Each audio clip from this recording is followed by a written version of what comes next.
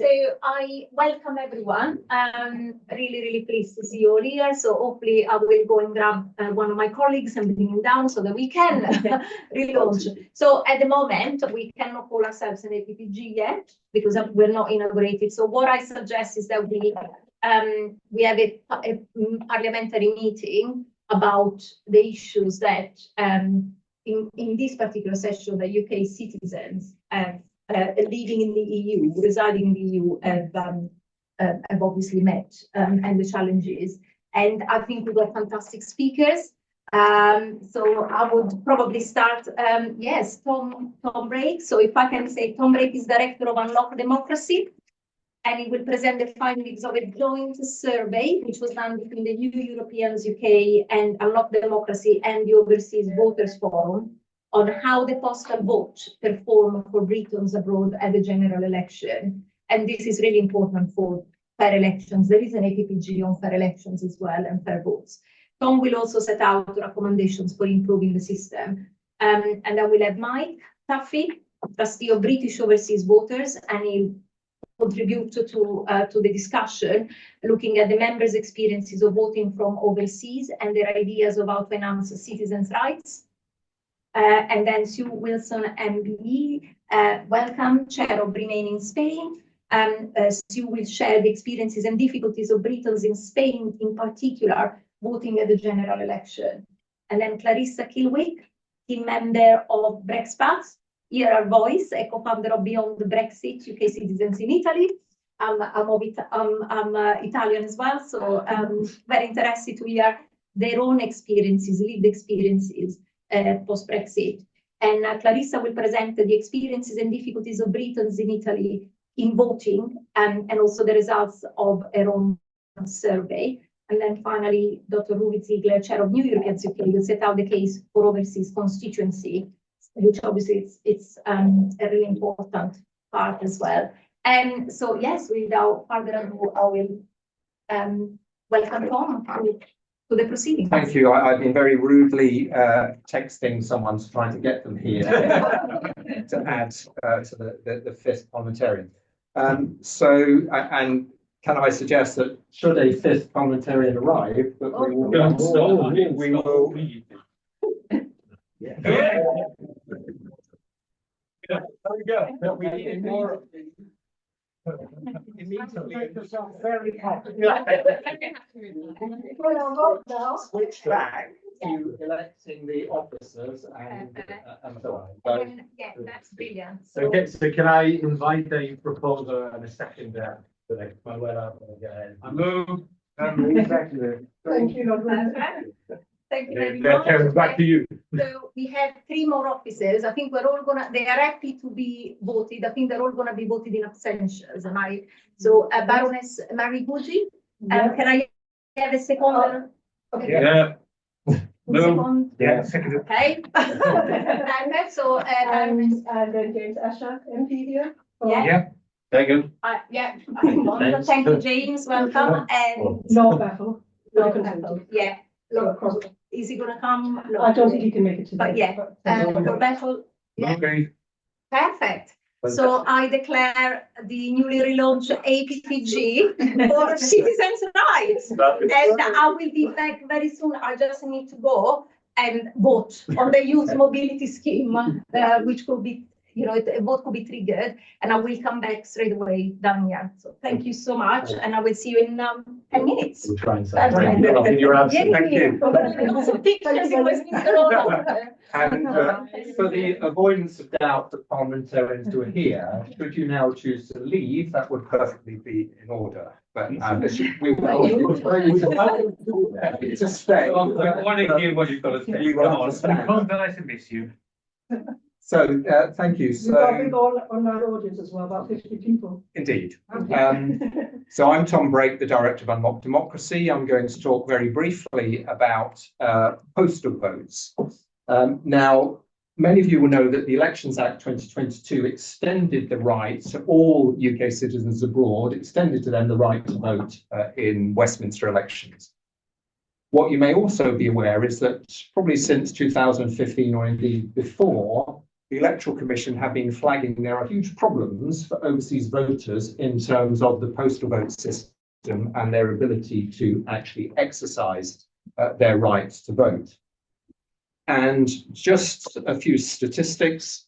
There were 190,000 people, UK citizens from abroad, registered to vote for the general election. That is out of 3.5 million people.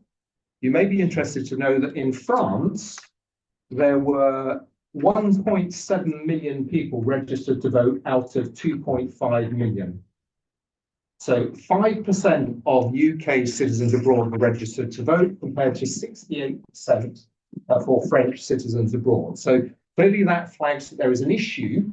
What the issue is perhaps difficult to ascertain, but clearly there is an issue in terms of UK voters voting from abroad. Now, what is the problem with postal voting? The problem with postal voting is that in the UK, the time between when candidates have been selected and their names are known and therefore can be printed on a ballot paper and the date of the election typically is about 4 weeks. Now, if you're an overseas voter, good luck if you leave it a couple of days before getting in touch with your local authority to ask them to send you a postal vote.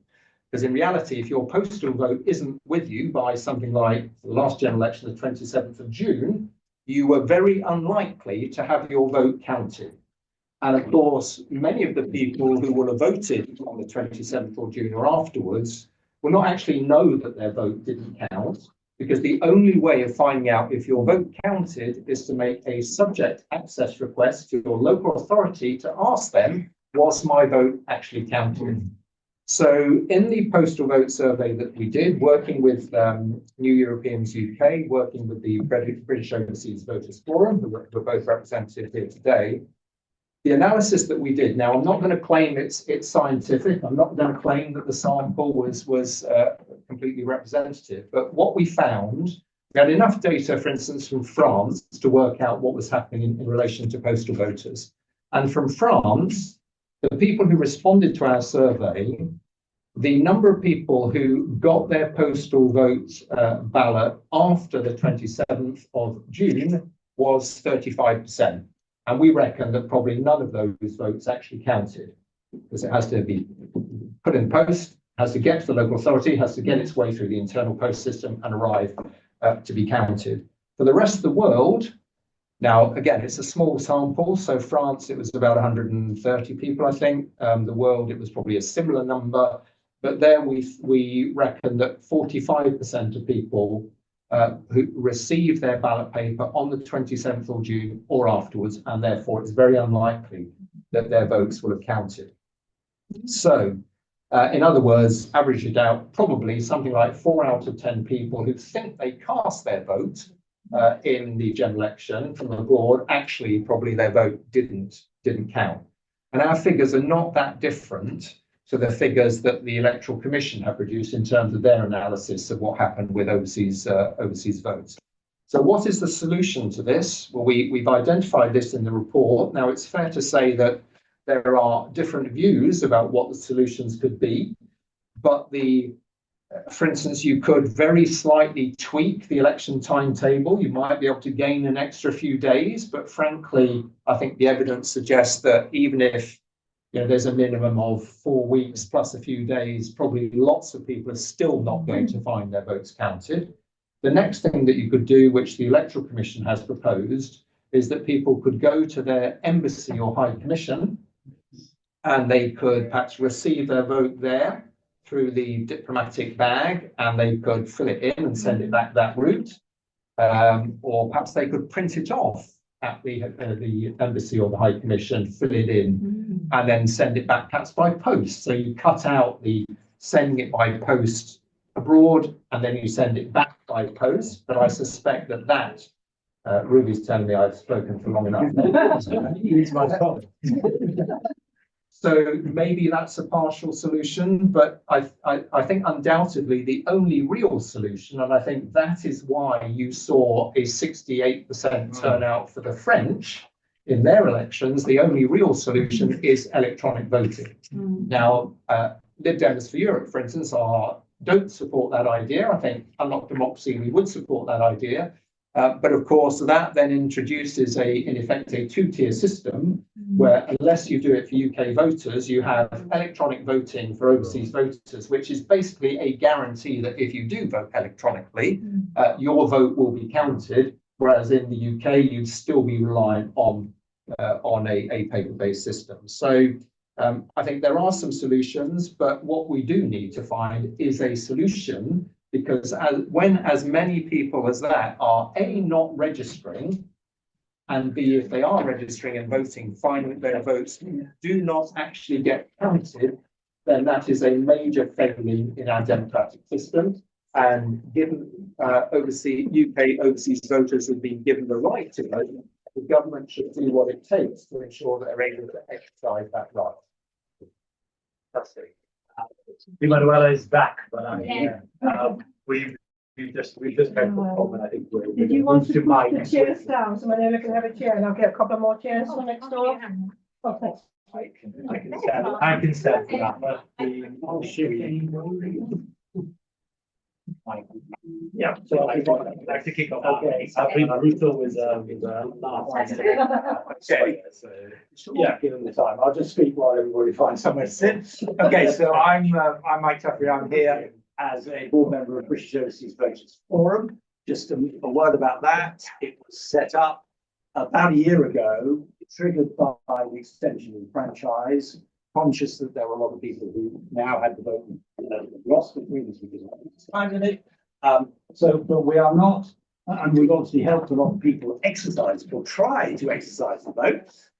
But fundamentally, that's not what we do. What we try and do is champion the issues of concern to British voters overseas. So, for example, frozen pensions, for example, spousal visas, differential university fees, simple things like the banks here closing people's bank accounts simply because they see an overseas address on it. And just because you live overseas does not make you an international terrorist or a drug cartel boss or whatever, much as the banks may want to minimize their risks in that. So there's a set of very practical issues that disadvantage overseas voters. And if we're talking about overseas voters or British citizens' rights, it isn't just having the vote, it's being able to get traction on the issues that matter to you. So we do have members and supporters. So everybody on the call and here, please go to our website, British Overseas Voters Forum, and sign up supporters to stay in touch and members to get involved and pay a little bit of money. Right. Building on what Tom said, because I was asked to speak about the experience of some of our members. Absolutely, this gap. There should be several million British people overseas exercising the vote, and there are only about 200,000, even within the constraints. Why is that? Number one, limited publicity. If you don't know you have a right to vote, you can't even start the process. And we surveyed our members, admittedly a small sample, about 80 of them. Only 2 heard about the right to vote from the Electoral Commission. So there's an issue about what the Electoral Commission is doing to publicise this. Only 4 heard about it through the embassies, and the embassies seem to take a very limited view of their responsibilities. Most heard about it through word of mouth, through friends and family, and we shouldn't have our democratic rights dependent on people's uncles saying, "No, by the way, you should vote." A little bit on social media. So number 1 is publicity. Number 2 is when you then try and talk to your electoral registration officer, you need a good service. Quite a lot of people, the electoral office simply didn't know what to do. They actually had to explain the rules to them. So there's an information job to the local authorities. There's a particular problem around proxies, which Tom was explaining the problem with postal votes. The answer to that is, oh, well, that's fine. You don't need a postal vote. You can appoint a proxy. But even getting that registered, and now there's a limit on the number of people you can be a proxy voter for. So the electoral registration office should tell you that you've been appointed a proxy. They didn't in many cases. The first people knew about it was being told at the election, and then they were at the other end of the country and couldn't come and vote. So the registration process and the proxy process needs looking at. Tom has explained about the sending out and arriving too late. We had one member who literally arrived the day before, and they said, even if I put this on sort of FedEx and flew my ballot paper back to the UK to get here, but it wouldn't arrive by 10 p.m. on the Thursday. So it is completely crackers. And that's the sending out side of it. So sort of sending it out and then getting it back, exactly as Tom said. What should be done about it? Again, I'm agreeing with Tom. All we need to do is look at other countries. This is not rocket science. There's plenty of experience out there of people who make this work. There's a role for the embassies, whether it's being the point where you send it back, or whether you actually set up a kind of polling station in the embassy and said, well, I know embassies think, oh, that's not our job. Actually, we should say that embassies do have a role in helping British people overseas. I'm nearly there. The electronic voting, again, the Dutch, I know this. You can get your vote through a secure portal, and then you print it out, and then you send that back. So that is then consistent with people here who have a printed ballot paper.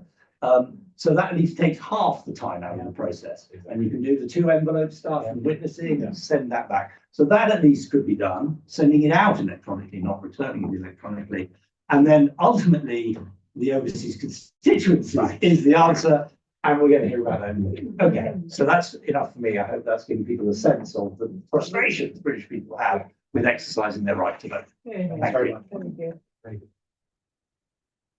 So, yes. Okay, I'm Sue Wilson. I'm chair of Remain in Spain.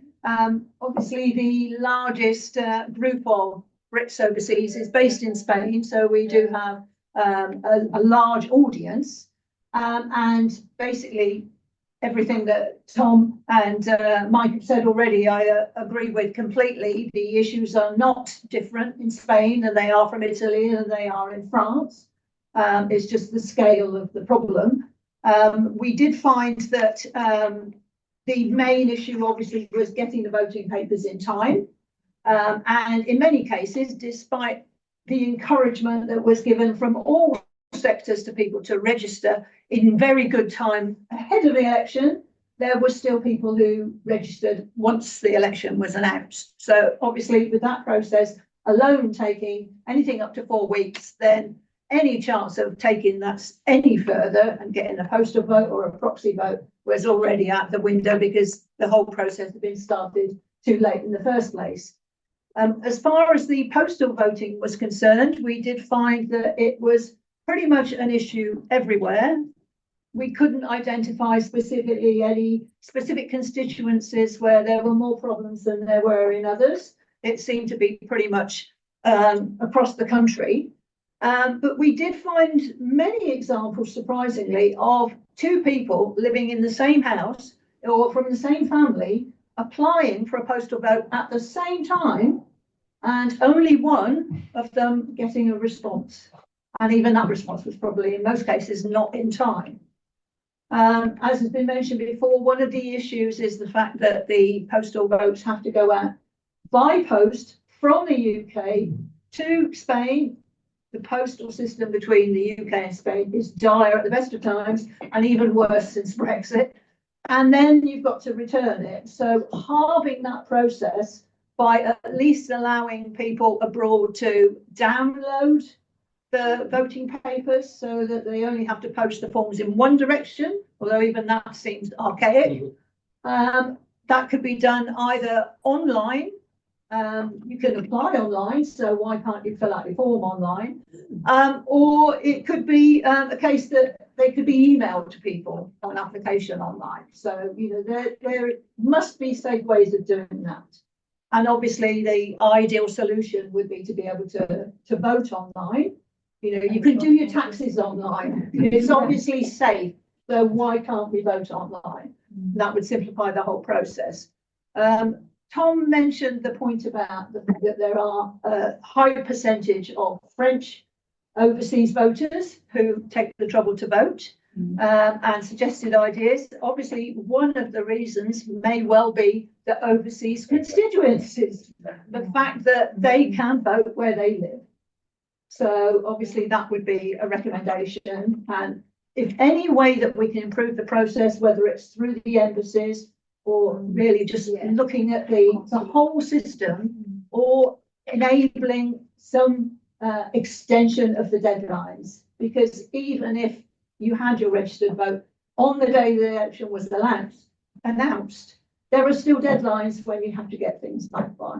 And, you know, you may not be able to get the paperwork immediately anyway. So I don't think any of this is new to any of you, but certainly it's a case of extending the deadlines, simplifying the process.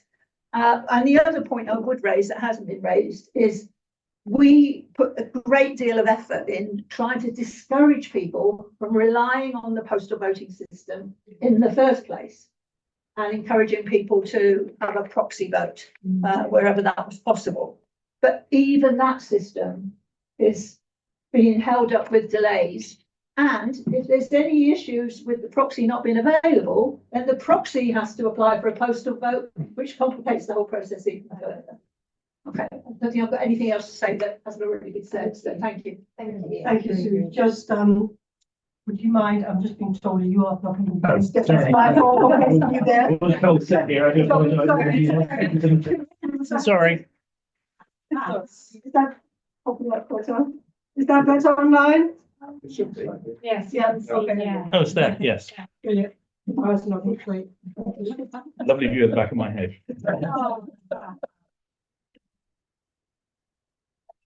Thank you. Yes, I'm Clarissa Kilwitz. I live in Italy, and I'm co-founder of a group for helping withdrawal agreement beneficiaries and all the day-to-day problems that unfortunately we still have. But I was very interested to hear Tom say that in France there's a 68% turnout from the overseas voters, because I can make a 68% registration. Registration, all right, because 36% turnout. 36% turnout, all right, because in Italy the system is a bit different. People do not actually have to actively register, because they're already automatically registered by being on the overseas register for Italians living overseas. So they automatically receive ballot papers. But the turnout, that those who vote, is an average of 30%, and that's been since they've had their own constituencies for the last 20 years or so. And in fact, yeah, originally it was about 40%. But they only have a postal vote, so they don't have any other means. They can't do a proxy, and they do have problems, just similar to ours, but sometimes it could be because they haven't updated their records, so the postal ballot goes to an incorrect address or someone who's died, and like us, some of them don't turn up at all, or the ballot papers are too heavy for the prepaid return post. And they are, we understand from Massimo Ungaro, former MP for overseas Italians, that they are looking at online voting now. But anyway, just to tell you a little bit about, I carried out a quick poll in our group. So the context, I said the withdrawal agreement beneficiaries, it's a citizens' rights group, so you'd expect people to be fairly motivated and hopefully well informed, because we shared a lot of the information. And so our results, I think, support all the other results, but maybe turn up one or two interesting things. In our group, 51% chose a postal vote as opposed to the other options. And of those people who chose a postal vote, only 50% of ballot papers arrived in good time. So that made us worse than France, but not as bad as the rest of the world average, which I think for some people in Italy, that would be a surprise, because there's lots of things to love about Italy, but unfortunately not the postal system. But we were, however, the worst of ballot papers that never arrived, and that's even after 6 months. So that's not going to be fixed by tweaking the timing of things, that they still haven't arrived now. So 44% in our poll chose to use a proxy, or they tried to use a proxy. Now, it was a better success rate, but 11% of them had problems too. And some people said they actually switched to using a proxy because they'd had problems with the postal system before and they didn't trust it. But the problems that people had were they applied for perhaps a postal proxy because they didn't know anyone in their own constituency. And those ballot papers never arrived with their proxy, or they were sent to the wrong address. And then after that, the remaining 5% were people who voted in person, which is what I did. And so just to recap, so 51% chose postal vote, 44% proxy, 5% in person. Can I just add? Yeah. Okay. Now, I regret in my poll, I didn't include people who tried to register, had a lot of difficulty and gave up because they are also lost votes. They're lost votes. And so I've got no numbers. But people were complaining about the processes are very cumbersome. They didn't realise they had to apply separately for a proxy or apply separately. There were too many hoops to jump through.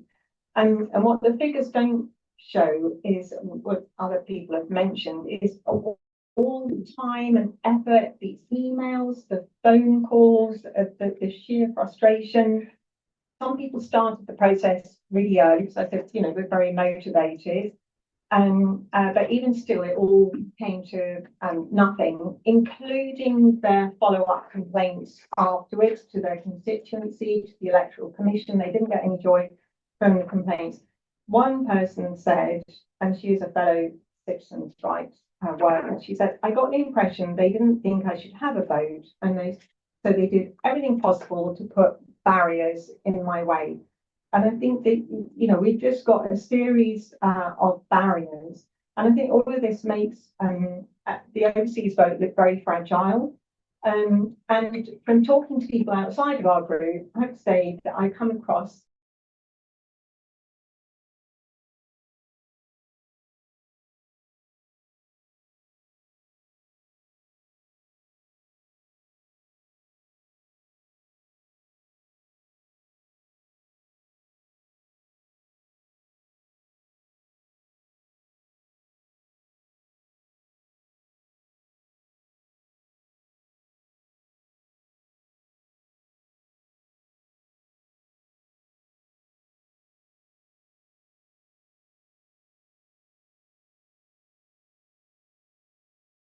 it takes time to reawaken their civic duty. So I think whether you see it as a right or a duty, it's important to keep people motivated. Now, I came to the UK to vote in person and I was pretty excited about it. But to be honest, at the end of the day, I have a vote, but I haven't got representation. So it's not really going to be much more than symbolic until we have our own representation. So hopefully that will lead into your Ruby. And if anyone is interested, here are the results of our poll, and also I've added some information about the Italian overseas constituents, because I think there's some things that could be, hopefully helpful. Thanks very much. Thank you. Great, very much, and I'm also going to tie myself. So, so it's I'm just starting to have to go to another thing, so I'll squeeze out for it. Because quite a lot of things are Okay. Thank So you. apologies for disrupting as you start, but if I Thank don't you go so now, much. I'll interrupt you midway. all right. Thanks very much. Thanks. So yeah, I think we've had quite a lot of lead up to why all these constituencies are ultimately a lot of the solutions to the more technical problems that we've seen. I think it just was mentioning at the start that New Europeans UK, which I chair, was campaigning for many years to have the 15-year rule removed. And to a large extent, even before it was removed, there was a logic to having overseas constituencies. But that logic, we think, has become all the more clearer since that rule was removed. Because fundamentally, today, people vote in the last place in which they were registered before leaving the UK, or indeed the last address they resided in, even if they were not registered. They left when they were under 18, for instance. And that MP that represents them has no particular knowledge of the circumstances of their lives in, would it be in Northwest Europe or in Australia or in Canada. So this is not, of course, specific only to Europeans. It's related to British citizens that live anywhere in the world. It's also the case, not only do they not have those specific experiences, by definition, they are a small proportion of the constituents that that MP represents who have very different concerns, right? So by definition, their concerns are dwarfed by those of others. So we think there are three fundamental rationales for establishing overseas constituencies, and we've already had those exist in France, they exist in Italy, they in fact exist in 17 countries globally, both in countries that have proportional representation or mixed representation system, and in ones that have a pure fast past the post. So the two are not mutually exclusive, right? In a way, in a first past the post system, it's very straightforward to introduce this. You simply create constituency that represent certain areas in the world, and our view is that once the principle is adopted, you can have then the electoral commission, you can have the boundary ultimately commission set up the boundaries for the different regions. Ultimately, if we base it on current registration numbers, we would have very few, if at all, MPs. But our sense is that this is very much driven by the fact that people feel not only that they need to reignite their electoral duty, as Clarissa said, but also that their vote doesn't really fundamentally count because it gets dwarfed by all other votes.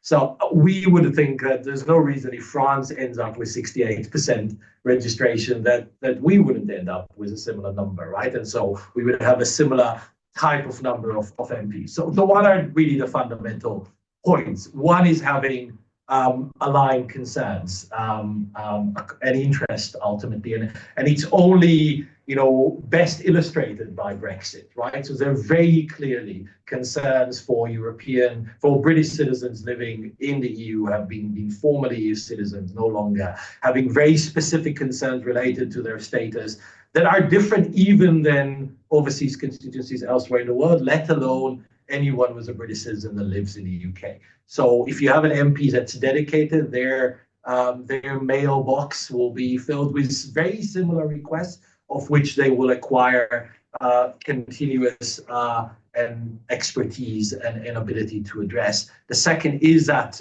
fundamental expertise, right? It just doesn't make any sense to ask 650 MPs to have to deal with a minutiae number of claims in relation to people living abroad in each of those constituencies, rather than having a set of MPs who are dedicated to these very specific tasks. And then finally, it simplifies things. So related to our discussion now on postal ballots, even if you only had a hub, right? So imagine you had a Brussels hub or you had a Washington hub, and you would send your ballots to one place rather than having, say, downloaded it from your email and sent it there, rather than having it reach 650 different places across the UK. It's geographically closer, but it also makes much more sense in terms of centralization. So our view, I mean, so many of us will know around this room that it is already Liberal Democrat policy to have overseas constituencies.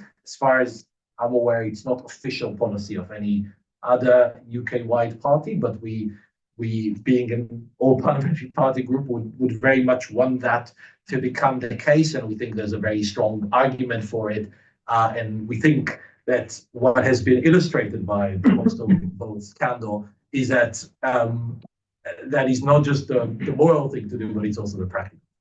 So I'll leave it there. Thank you.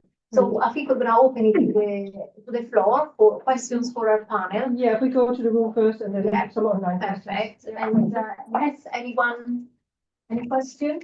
I'm very sorry I have to leave it with this. So may I respond very briefly? On the various ideas, particularly Tom began with, I have raised them directly one-on-one with the Electoral Commission chair. First point about extending the timetable a bit, I think it would help. And there's a very short time till the nominations closing and polling day. But he told me the political parties panel, with all the major parties representing, they were all against doing that. There was another idea on what they do in the US or Australia, you actually allow the postal votes to come in up to a couple of weeks after a normal polling day.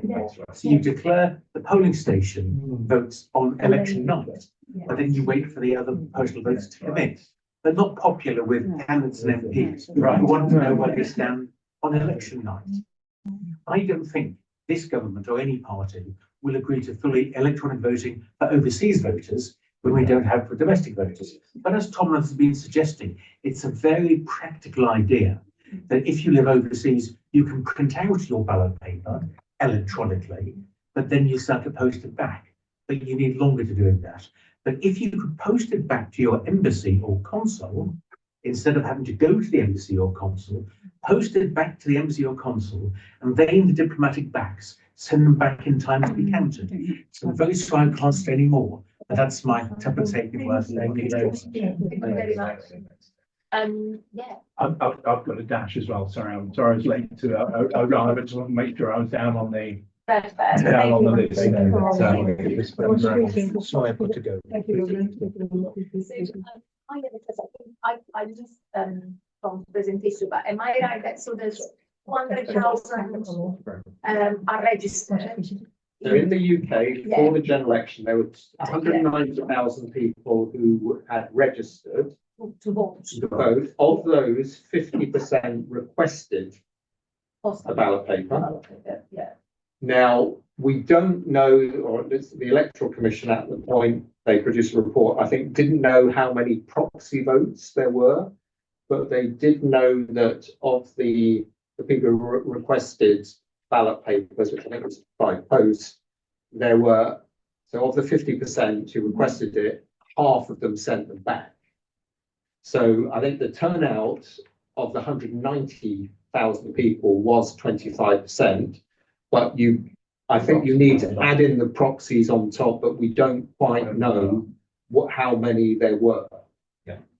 But compared to France, I think the critical thing is that in France, they got a higher turnout, but they also had 1.7 million people registered, as opposed to in the UK, where it was a paltry 190,000. So I think it's probably fair to say that in France, probably they got something like 10 times as many people voting as happened in the UK from abroad. So obviously one of the things that we could look is how we can raise awareness and, not at the last minute, but like we got like this parliament to actually raise awareness of register, and this is your choices.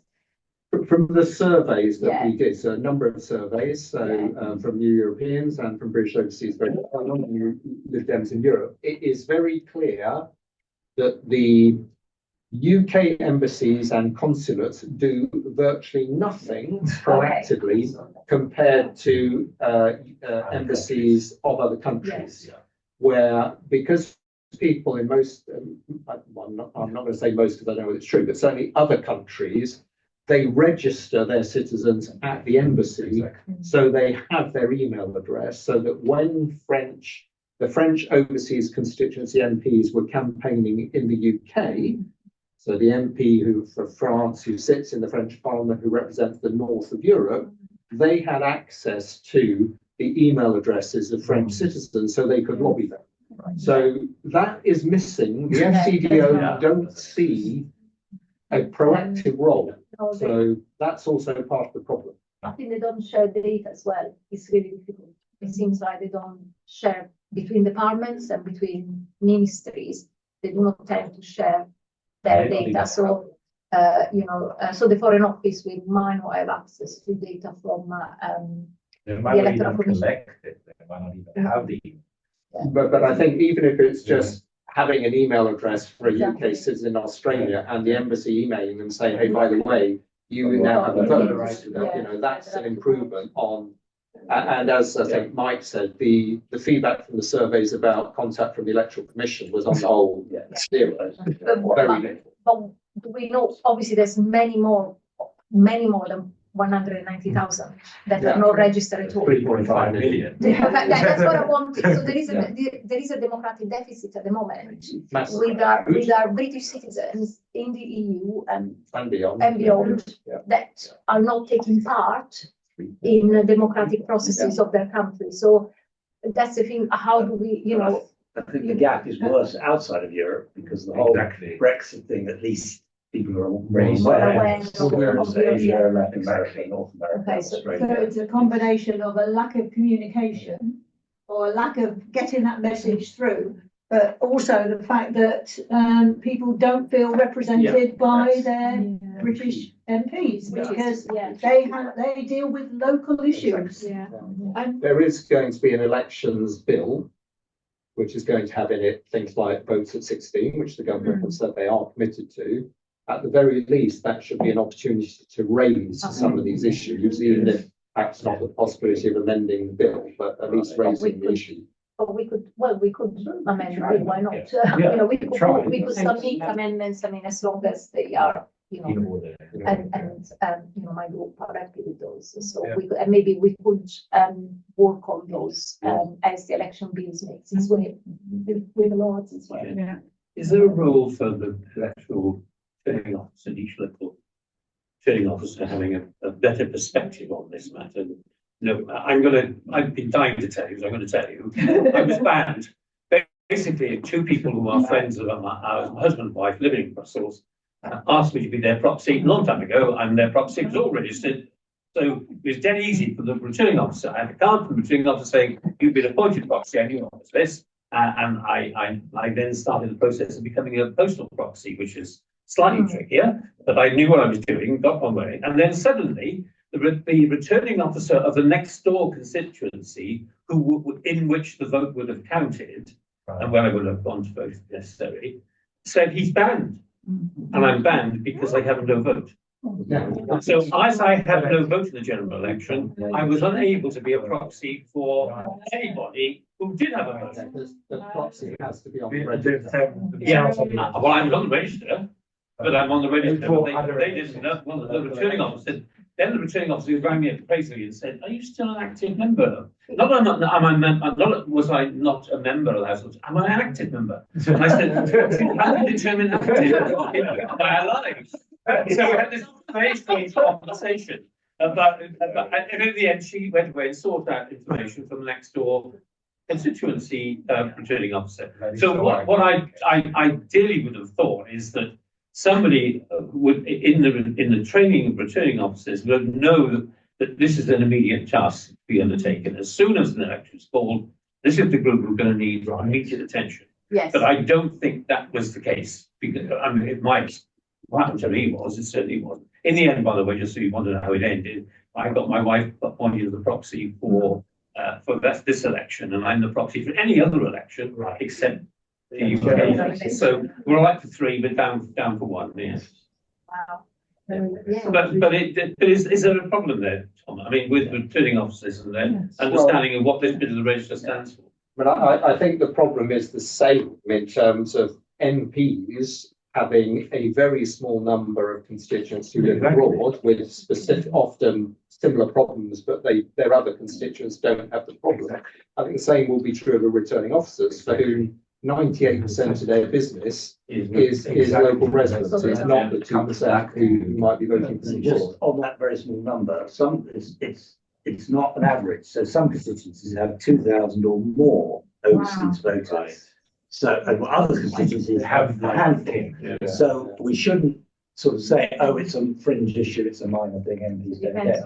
It really matters. Some majorities are smaller than the overseas voters. So we've got two more, yes. But just, Ahmed, can I ask you to tell everybody online to put their questions in the chat, please? Yes, could you, And then I'll pass them on. perfect. So if you have a question, could you put it in the chat, and then we're gonna come to you.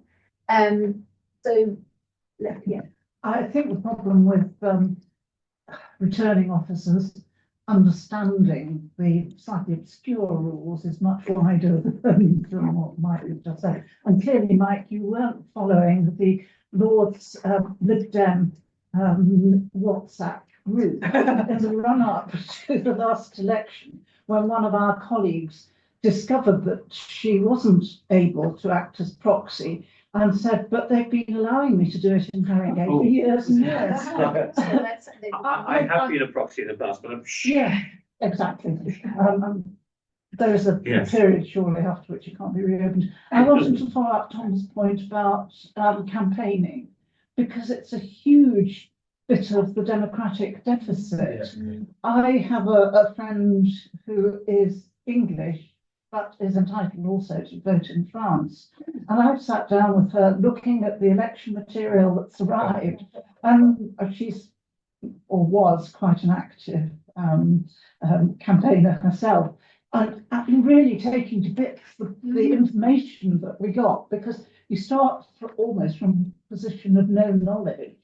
And it was a really interesting process to try and work out how good this person or that person would be at the representation. But that's a huge part of the democratic activity.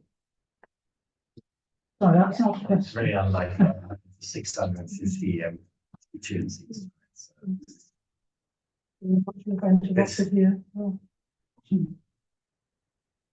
As any, so from in the room, is there any other question? I have a quick one.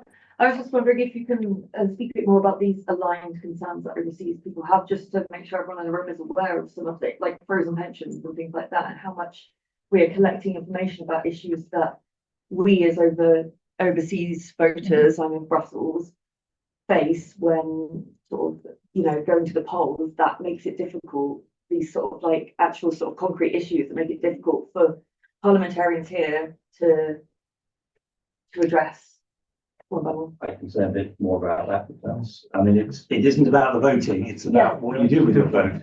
So the frozen pensions is the obvious one, where you contribute here, you move overseas, you retire, you claim your pension. In some jurisdictions, that then goes up with a triple lock in the way that it happens here. Others, it's frozen. So Like we Canada. have Canada, we have people who kind of stopped contributing to it, got their pension 20 years ago. It has not gone up in 20 years. And that is because of the minutiae of different agreements between countries. It's unfair. The trouble is, it's unjust depending on where you happen to be. Fixing it costs money, and therefore it becomes a priority. But we're working on solutions and phasing and ways of doing it. So that's a really big one that people are aggrieved about because they're contributing, and what they get back is unfair. Another big one is spousal visas. It's actually quite shocking. I'm not overseas, I should say, but listening to colleagues, you go overseas for work temporarily, fall in love, you get married, you have a family, these things happen. And then suddenly you now are stuck overseas because you cannot come back here. And then you have aging parents stay here, and you have to choose between your family overseas and your family here. And while there have to be absolute rules around spousal visas and so forth, they're currently drafted in a very draconian way, and that's a whole bigger issue. So it really is some absolutely tragic cases which could easily be unlocked, and that applies post-Brexit pretty well now everywhere. So that's issue number two. University fees is a lottery as to whether usually your children are eligible to get home fees or overseas fees. There's a huge gap. We're working on a middle way that would actually increase the number of people coming back to the UK. So probably would increase more money to the universities by having a sensible system. And the fourth issue we're working on, I hope this is helpful, is frozen bank accounts, which I talked about earlier, which is a nonsense. But if we're in an era of kind of global Britain, I hope, in terms of the government and their growth agenda and so forth, clearly the overseas interest is vital. If people cannot even have a bank account, how on earth can they trade with this country, and et cetera, et cetera, et cetera. So that is a regulatory thing. It doesn't need legislation. It could be fixed if there's an awareness of the issue. Does that give you a sense of kind of what people really worked up about? Working on it, so I just wanted to see how we're collecting them, and Okay. Thank you both. Is there any other question from the room? Otherwise, we'll go online to that question. So I've got two questions online so far. So Sarah Page in France, with them abroad, I believe. Shouldn't the UK set up a registration process with their embassies as our European neighbours do? This may give UK citizens living abroad a better chance of being contacted by their country. I'll take that one first and then I'll go to the other one. Yes. Well, I have my experience of being, I'm a dual national, so but I was here as an Italian citizen for quite a while. And yes, my country has a registration program. So there's a register of Italian abroad in the UK. It's not compulsory. So it's on a voluntary basis, although from time to time they do send cards out and say, you should, because obviously it's really important, because if you are not registered, you might lose some of your rights, in the sense that you're not going to be, you find it, so your children needs to be registered. So if you want them to be dual national, for example, as well, they need to be registered through the consulate. So, and I think, again, there's lots and lots of work to raise awareness of the registration, but I think it worked very well. I have a point of, when voting in general elections in Italy, I had a postal vote, but I could also go at the time to the consulate, and they had it in Birmingham or London or Bedford, I think, at the time as well, and you could actually go by person there or use the postal vote, which we never had an issue with that. So it was really important for me to have that kind of contact. So yeah, and they're kind of trying to get more and more onto that. I don't think there is a similar registration in the for the Italians, for the UK, the British citizens living in Italy. Well, the overseas register for Italians overseas is really registering their residency overseas. So it's not specifically about registering as a voter, but they automatically receive ballots. In fact, now it's actually a legal obligation to be registered, and you can be fined if you don't. Okay, so it's not. That's why they do it. It's a clever way. Because in fact, Massimo told us that after Brexit, there seemed to be like an explosion of Italians in the UK, but they all of a sudden. So okay, we must change it. It was kind of like, because obviously they had there was lots of Italians coming before the registration was passed. So lots of people didn't know, because they came in the 50s and 60s, and I mean, Massimo did say, there are lots who aren't registered, but now there's a big incentive to do it, because so it's mandatory if they don't. But it means they get their ballot papers automatically. They don't have to do anything, and I think this is a barrier. The only thing that changed for us after Brexit is that we cannot vote.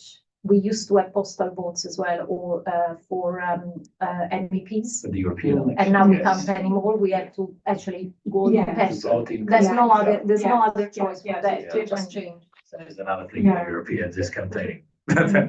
And actually, but sorry, just about the size of the overseas electorate, I don't know whether it makes any difference, but the Italian overseas electorate actually includes people who've never lived in Italy. So people who just acquired citizenship from outside of the country, and I think that's not the case with the UK overseas electorate. So the overseas electorate for Italy is 5 million. And I don't know what number of those would be ones, they could be living in South America. They got it through descent, but they've never lived in Italy. They still have a vote. They can still vote. Not in the UK, the election bill. So I don't know how Created that a barrier I don't of know first generation. because perhaps expect those people to be not quite so motivated and interested in voting in Italy. But I think with 30% who vote, so they get well over 1 million who vote. I think that's it's a reasonable, a good turnout. There was a campaign by Matteo Salvini to take away that right for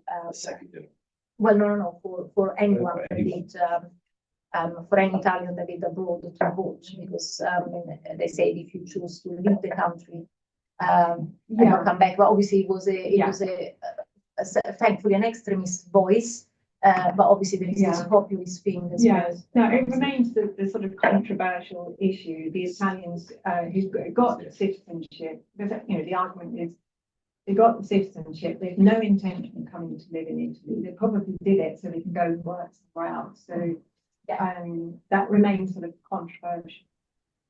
Well, I'm full of questions now, so maybe I can shall I? Okay, so we got Fiona Godfrey, who's the director of British in Europe. One key question is why were more UK citizens registered to vote in 2017 and 2019 when the franchise was much smaller than last year when it expanded by more than 2 million? Did the diaspora just get fed up of being ignored and also realizing that could in theory register to vote, that they could in theory register to vote or had to jump through loads of hoops? I wondered about that. I think part of the explanation is more one about general dissatisfaction with politics, because obviously the general election turnout was low compared to nearly every other recent election. So I don't think it was particularly a UK citizens abroad issue. I think it was a UK issue. Plus, I guess people had to a certain extent sort of worked out that in all probability the government was going to change and Labour were going to win the election, which probably also discouraged some people from actually taking part in the election if they thought it was a foregone conclusion. I think 2017 was also related to people were already registered for the Brexit referendum. So it was within the same year. If you think about the election. Good point. So Jason Bill says, I applied for a postal vote the day the election was called because I planned to be in Japan for 3 critical weeks. This was processed slowly by my local authority, posted the week of the election, and the postal vote arrived at the address in Japan on July 4th. At best, this seems poor administration. What more could I have done? It is clear what the local authority could have done. Yeah, we'll say that one. Japan,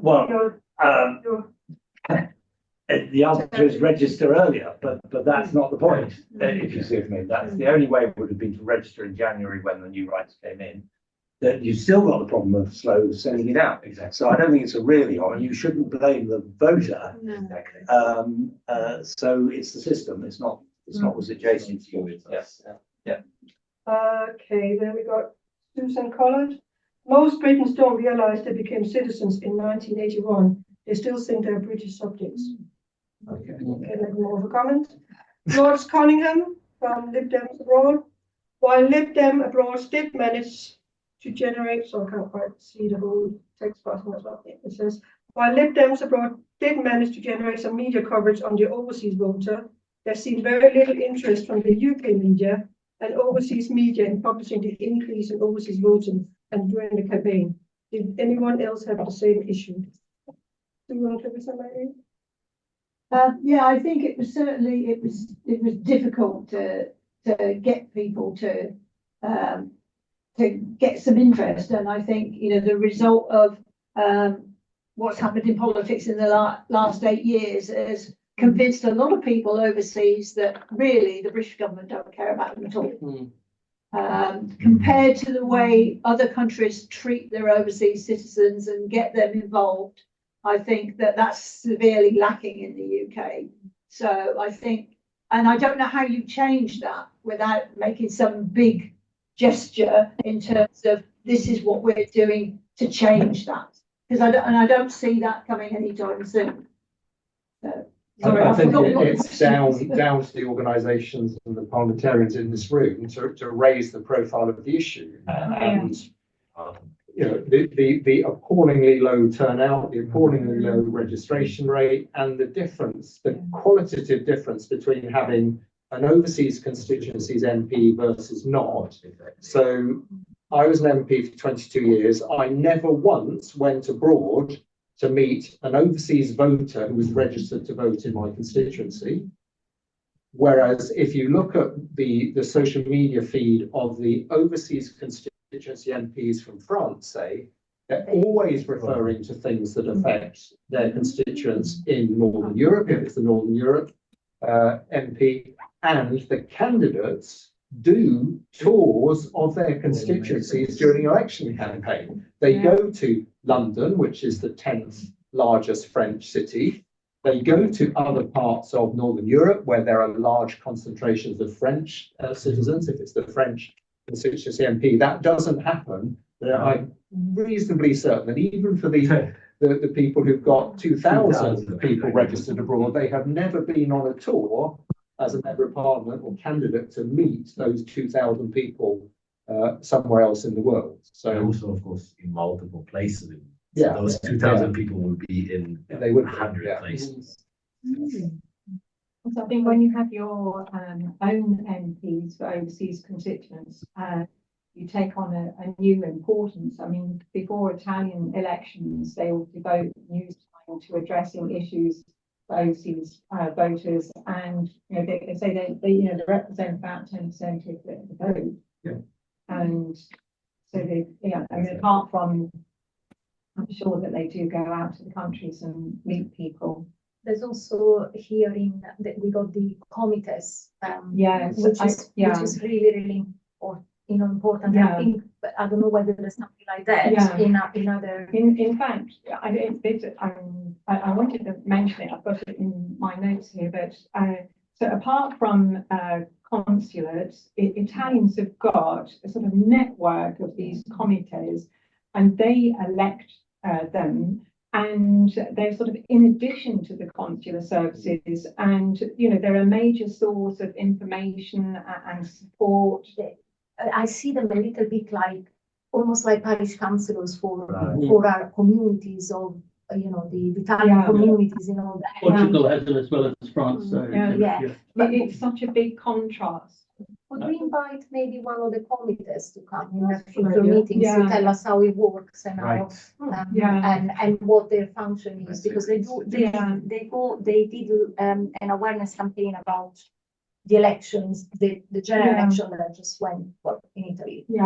I think it would be really interesting because from our perspective, having been left high and dry by Brexit, and we have no funded support whatsoever now, we're really sort of on our own. That they have this network that really help people, and some countries they describe it as a lifeline. Yeah. Can't see it. You're just a logo. It's bizarre. Where's Eliza? Skylar, sister, is she coming? Do you want to finish on? Can we mute the David Chalmers, can you mute yourself? Sorry. Yeah, let me read the rest out and I hope I don't miss anyone. There's one here, it's got a name to it that I can see. And does this track with falling turnouts amongst domestic voters? So guess what the person is saying is with less than expected Britons abroad registering to vote and voting than in past elections, is this in tune with the general turnout? Yeah, well, that's something Tom's point. Yeah. Okay. Someone says this, sorry, Anthony Neal, this may be off topic. If electronic voting for overseas UK citizens and UK-based peers is being advocated, what steps could be taken regarding the condition to produce ID to exercise a legal right? Probably ID cards is a separate. Sorry, very much. But I mean, I think there are security issues clearly around electronic voting, which would need to be seriously addressed. But I think, like Sue was saying, we do manage to do banking online. And there are countries like Estonia which have been voting electronically for many years. And so there are countries that are confident that they can have secure systems. I don't know whether they use an ID card, but obviously we have forms of identification in the UK that are used to register for government services without the need to have a national identity card, combination of national insurance number, passport, and other documents. So. Yeah, I think that's all. I'm just checking. One, which is not really asked, it's a suggestion. It's very grassroots, but perhaps, particularly with smaller organisations, and even new Europeans, perhaps when people are getting in touch over New Year, perhaps including a little sort of tagline about are you registered to vote with each sort of new year. So we don't know when and perhaps Europeans can put something together for the EU, and so there's easy things for people to share, nice visual, but just I mean that's very grassroots, but if we could maybe get in the habit of that, then that would help. And then can do that as well. Exactly. Yes. you know, Yeah. kind of like. But getting the kind of habit of it, and you know, Yeah. because people are getting in touch around the year, aren't they? And Christmas. Okay, it's a great campaign. Thank you very much for coming and for the expertise, and hopefully we can, we got some actions, that we can develop in policy. I'm very excited about, maybe working on an amendment Yes. to the election bill. All the things that we make, you know, will take away this democratic deficit and make things easier for people to have their representation. So I thank you all, and yes, I will declare. Just one last thing, Yeah. anyone are happy to be in a group photo, we'll just. Yes. Photos with Manuela in. So we declare the inaugural meeting. Yes. Inaugural meeting. That's 6 at some Okay, point. yeah. So, and we will discuss the next meeting, and also who we want, you know, what the focus will be as well. And can I leave the? Yes. Yes, so we're gonna go in again, and then I. Then you have- City special. Yeah. Elsa, could I suggest perhaps that we do the group photographing here? I'm just, Not great. well, I'm just thinking that there may be people, and I'm being very selfish here, like me, who are going to run. I don't know. train. So you might be able to do one Okay. here quickly and Sure. then do one in Okay. there, but if Yeah, people have to leave, then. yeah. So I think corralling 20 people in one place may take slightly longer than I think. Thank you to everyone who joined. Yeah. as well. Lock the television.